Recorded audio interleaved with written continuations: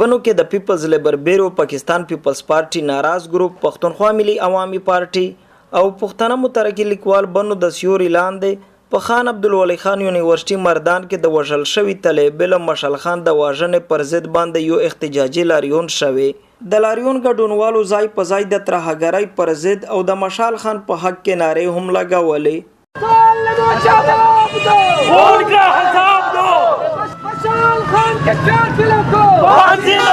په دې موقع احتجاج کوونکو د خان عبدالولي خان یونیورسيټي په انتظامیه، پولیسو او د مردان په ځلي انتظامیه باندې هم سختې نیوکې وکړې. په دې موقع د احتجاجي لاریون مشرانو کامریډ سیلانی شاه او د ډیسټریکټ بار بنو جنرال سیکرټري بخت نیاز خان ایډوکیټ وویل چې د دوی خلاف ته په سملاسي توګه تحقیقات وکړي شي، کني دوی به په سختو احتجاجونو باندې لاس پورې کړي. دی دنه خلک د لګیا دي چې دهشتګردي پرچا د اونو بوسي دا واضحه دهشتګردي دوی چې دغه ته دهشتګردي نو یای به ونره دهشتګردي ته تا ویای دا مکمله ز په دغه غوونه توسه په غوونه چې دهشتګردي پرچا د پکاټ شي او دا دهشتګردي او د وحشت او د دهشت یو عبرت نشان دی خلک ته ورکای د مشترنټون غبراوخای د مشترنټون مایساکای د مشترنټون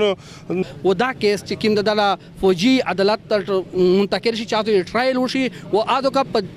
دستی فوري ټرایل وشي، تیزی ټرایل سپیډي ټرایل وشي او سپیډي جسټس دته مهیا شي او د خلک ته چې څنګه د نه دهشتګردي ته سزا موت ورکای د دغه ته سزا موت پچار ده او په دغه پاسه پرده چې سمره محرکات دي اغه نیولا پچار دي هغه حلقه د خلک ته شول پچار دي چې دا خلک په دغه شیشه ملاوث او دغه خلک دا خبرې کړې وي، دغه خلک دا پلانینګ کړو. په دې موقع د پښتانه مترقي لیکوال بنو په نمائندګي باندې پروفیسور اسحاق وزیر وویل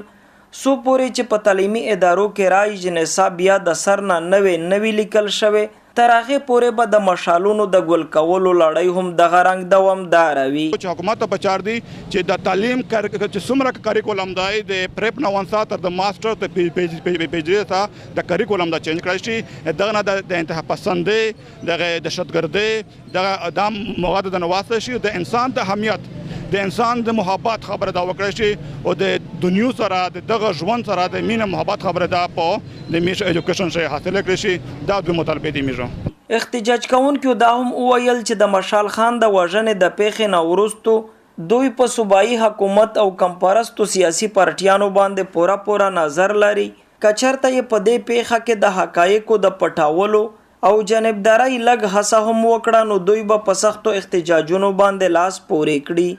گوهر وزیر، خیبر نیوز، بنو.